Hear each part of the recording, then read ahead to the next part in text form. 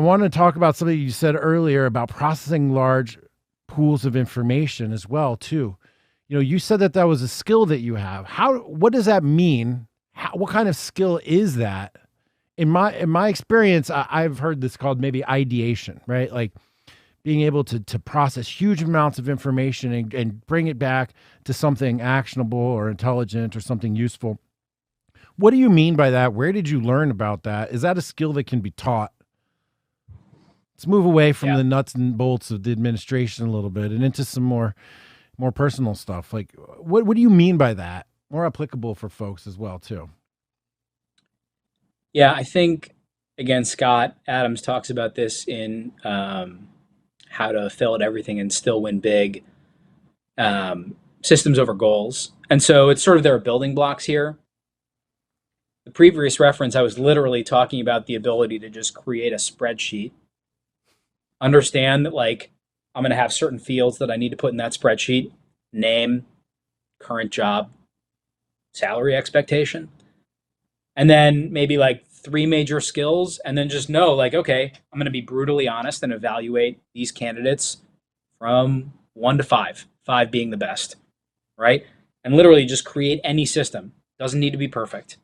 Something I learned in the Navy during one of my courses that I went through, where they're teaching you how to avoid capture, or when captured, how to resist that interrogation. That you have to make decisions quickly, right? If you don't make decisions quickly, you're dead. You're dead or you're captured. And it doesn't matter if they're the right decision, because the wrong decision is no decision. And so creating a system for being able to filter large amounts of information, it's just about, like, just create any system and stick to it. And then at some point, like, come back a week later, 2 weeks later, if you have that much time, and just be like, hey, can we improve this system at all? Oh yeah, let's add another field. Great, fine, move on. Add another field, make it better. But make a decision. So for information processing, it's like, know how to use Excel, right? Recognize reality. Like, don't give everybody a 5 because you get the trophy for showing up. That's bullshit. Just recognize reality. Like, is this person a good communicator? Yes or no? Yes. Are they like one of the top 10% that you've seen? No. Okay, well, give them a 4, give them a 3. Great. And so having these, like, core capabilities, and in a digital world, that can be something as simple as, like, being able to type fast, or being able to use Excel, being able to use a computer without taking your hands off the keyboard. Basic things compound. And so information processing for me means a group of skills that are sort of digitally resident, right? Like, know how to batch information, process it quickly, but also cognitive tool sets as well. Even if it's just cultivating the ability to try and determine reality, which is tough. I wish more people were better at it. I won't make any large generalizations, but I wish more people were better at it. And so you add all those things together, and you don't need to be the best. And Scott says this in the book. Like, you don't need to be world class, like one of the top 5 in 10 categories. You need to be in the top 20% of 5 categories.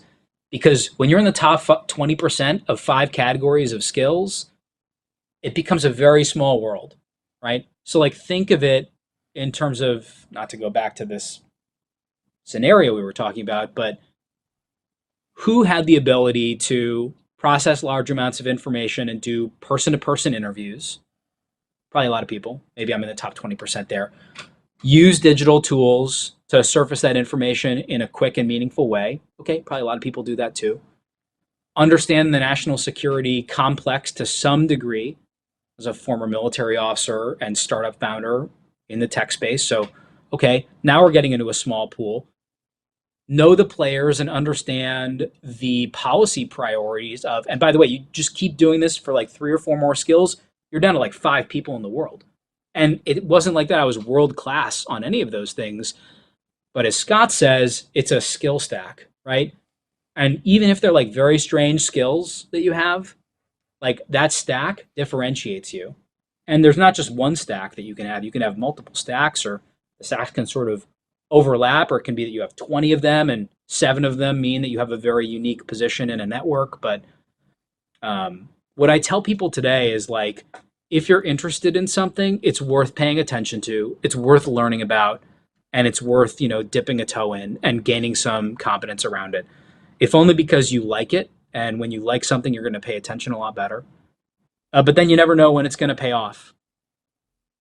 Man, you said a lot of great stuff there. There's a lot to react to. One quick one I'm going to note on is these names: Naval, Scott Adams. There's other names that we could throw out there. I just want the world to understand that, like, all these people that you see on Twitter that are influential and that write books and whatever, people in the actual White House read these folks and are influenced by them, right? I just want people to be aware that this is an ecosystem, and these ideas are being generated and bounced around and improved upon and iterated. And it actually has real world influence that transcends Twitter, transcends social media, transcends any of those conversations, really does have impact. I mean, to me, I've come to understand this, but I'm not sure to the extent at which other people understand just how powerful a lot of these media and influencers are. Not in the sense that they're controlling anybody, but in the sense that, like, it spurs you to think. It spurs you to consider certain things and certain worldviews and perspectives. Now, this thing that you're talking about, speed and decision making and making sense of reality, to me, this is around the subject of sense making, right? Sense making involves, one, being in a position where you're physically, mentally, spiritually, emotionally sound. First of all, you can't make sense of the world if you're triggered. And everybody is triggered basically at this point in time by design, right? So if you're not actively putting up anti-triggering defense, you're not in a position where you're being able to accurately perceive the world and make rapid decisions that lead you into the right place. Making a decision gives you information that inactivity does not. And so this is something I want people to really understand. I talked about this with Joe Norman earlier, maybe a couple episodes ago, complex system scientist. Start with a fuzzy picture of where you're going and take action. Take action, get feedback, reorient, make a new decision, and act, right? It's OODA loop stuff. Were you trained on that in the military? Were you trained in the OODA loop and decision making and that kind of thing? Is that something you brought in on your own? Where did you learn this? Am I even in the right place here? I mean, the OODA loop keeps coming up in almost every conversation that I'm having with everybody on every subject. Okay. Yep. And one of the most recent prime examples, and we don't have to talk about this if you don't want to, is in Afghanistan. John Robb has called it the OODA shear, meaning that the Biden administration is unable to execute their OODA loop because the Taliban is processing and iterating and taking new decisions and new action more quickly than the Biden administration. So OODA loop is everywhere. Jordan Hall says you got to OODA the OODA. He who iterates the most, iterates the fastest, wins. How were you introduced to this idea? Did you get trained on it? Have you studied it? Have you put it into practice? Do people around you in administration talk about it? Do people talk about it in the startup world? Let's OODA, buddy. Yeah. So Boyd, who I've long been a fan of, and many of my friends and mentors are in the small clique of folks that read and write about Boyd, and in some cases worked for Boyd. I was in this small cadre of folks inside the military that were tasked with finding asymmetric opportunities. And when you start thinking about how to do that, you inevitably, inside that apparatus, come back to John Boyd and the acolytes, the people that worked for him, the people that designed cutting-edge weapon systems. And so, and even I did some writing on this very early about technology, policy, and iteration back in 2014 or something, 2015, talking about how that stuff really matters. Anyway, the entry level, the gateway drug here is the Robert Coram biography of John Boyd, which I recommend. The PhD level stuff is you go all the way up to there's really bad video, not bad, but it's like poor quality video of him giving I believe it's like a 10-hour presentation that he used to give at the Pentagon, in person only, about his theory of warfare. And so it's a mindset, it's a way of thinking about how you think, about how you make decisions. That's a very abstract thing to say. But yeah, it's deeply impacted the way in which I think about the world. But it's also, Boyd isn't asserting something that isn't natural. He's taking words and he's taking concepts and he's putting them against things, ideas, behaviors that lead to success. He's observing. He asks, why did this work? Why did these people succeed? Why did these other people fail? He's picking that apart. This sort of Tim Ferriss mindset, right? He's analyzing these types of things. He's extrapolating out of them over the course of his career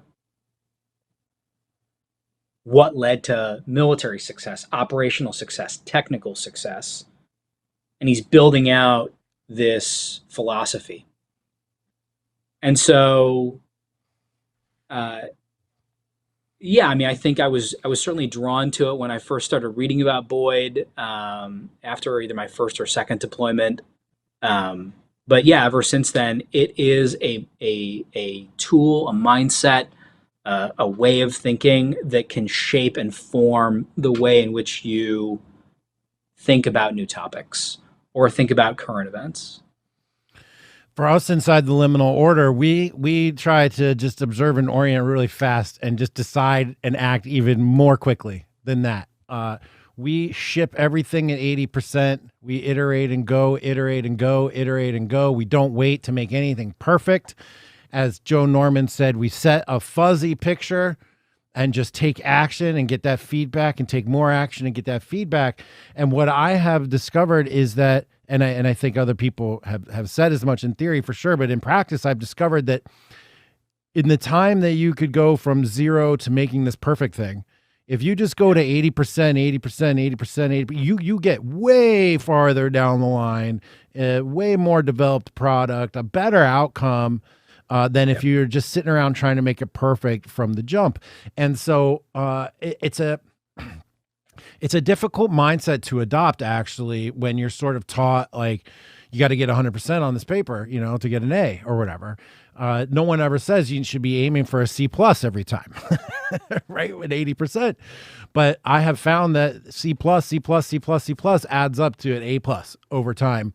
Whereas taking all this effort to make it perfect doesn't. And those who are able to observe, orient, decide, and act more quickly appear to have a distinct advantage in this information environment. And I suspect that this is not going to change. This trend is going to deepen. And if you can't adopt this attitude, this mindset of decision making, of acting to learn, right? Like, you're uncertain, take an action, learn something. Yep. I remember working for a hedge fund in the late 90s, and we traded obscure assets, emerging market sovereign debt, like Brazilian debt and Brady bonds and stuff like that.